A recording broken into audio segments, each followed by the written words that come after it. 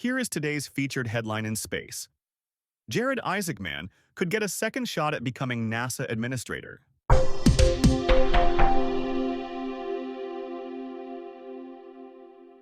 Today is October 10th, 2025, and you're listening to Space News First Up, brought to you by Black Sky. And now a word from our sponsor, Black Sky. Black Sky empowers customers to see, understand, and anticipate change with real-time space-based intelligence, delivering on-demand, high-frequency satellite imagery, analytics, and dynamic monitoring for decisive strategic and tactical advantage. Visit blacksky.com to learn more. Here are today's other top headlines. A group of former senior U.S. defense officials is urging the Pentagon to dramatically expand investment in hypersonics. The New Zealand government says it is making good progress growing its space industry. And Momentus announced Thursday it won 2 NASA contracts to fly technology demonstration payloads. First Up is produced by Space News, the industry standard for professional space journalism. Visit spacenews.com for breaking news, policy updates, and original analysis. We begin today with news from Bloomberg that Jared Isaacman could get a second shot at becoming NASA administrator.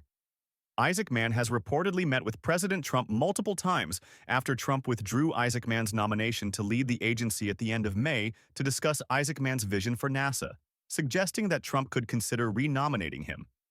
Isaacman was only days away from Senate confirmation when Trump revoked the nomination, an apparent byproduct of the falling out between Trump and Elon Musk. Neither the White House nor Isaacman have commented on the discussions. A group of former senior U.S. defense officials is urging the Pentagon to dramatically expand investment in hypersonics.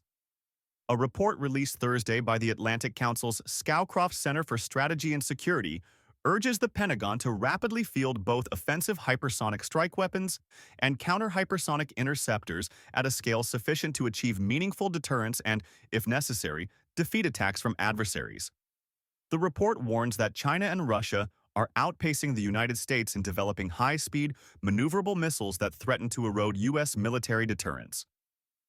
The report was written by a task force co-chaired by former Air Force Secretary Deborah Lee James and former Army Secretary Ryan McCarthy. The New Zealand government says it is making good progress growing its space industry. The government released a year ago a strategy for its space and advanced aviation sectors, calling for them to double in size by 2030. In a speech this week at the New Zealand Aerospace Summit, Judith Collins, the country's space minister, said the government was implementing various parts of that strategy, from regulatory reform to encouraging more investment in the industry. She said separate plans by the government to increase defense spending could also fuel the space sector through targeted investments in communications, reconnaissance, and other systems. Momentus announced Thursday it won 2 NASA contracts to fly technology demonstration payloads. The contracts, with a combined value of $7.6 million, will fund the flights of an in-space manufacturing experiment and an advanced propulsion system on the company's Vigoride spacecraft no earlier than next October. The company developed Vigoride as an orbital transfer vehicle and hosted payload platform but has not flown the vehicle since 2023, citing a cash crunch. The company's next Vigoride mission is planned for February, with a DARPA in-space assembly payload as the prime customer. Discover your next mission in the space industry with the Space News Job Exchange. Visit jobs.spacenews.com to find top aerospace roles and connect with leading employers.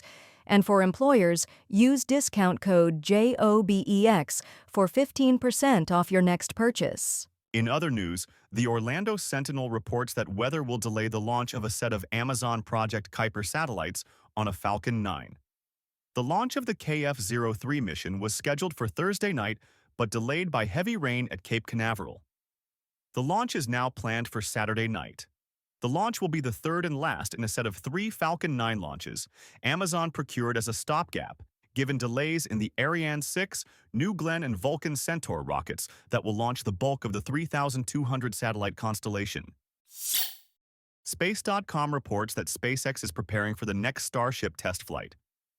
SpaceX rolled out the Super Heavy booster for the Flight 11 mission to the pad on Wednesday, part of preparations for a launch scheduled for Monday evening from its Starbase facility in Texas. This will be the last launch of version 2 of Starship before the company moves to the more advanced version 3. Flight 11 will fly a profile similar to the Flight 10 mission in late August. Share your company's news with the entire space industry through Stellar Dispatch, the press release service from Space News. Learn more and use discount code SD2106 for 15% off when you submit yours at spacenews.com/Stellar Dispatch. Breaking Defense reports that the Australian military is considering investing in space control capabilities. The country's space and cyber attaché in Washington said in a webinar this week that the Australian Space Command has included space control among its 4 priorities that also include communications, space domain awareness, and intelligence, surveillance, and reconnaissance. The military has not disclosed further details about its space control plans, but other documents note it would include temporarily assuring access and disrupting or denying an adversary use of the space domain, as required, such as through jamming or spoofing. That capability would be available to allies as well. Reuters reports that a space investment firm reported record funding for the industry in the third quarter. A report by Seraphim Space released Friday said there was $3.5 billion invested in space companies in the last quarter, a record. The figure was nearly double the funding in the same quarter a year ago. Seraphim said that investment is spread out among more companies than in the past, when it was concentrated in a few companies like SpaceX. The report cited a surge in defense spending as a key reason for the growing investment.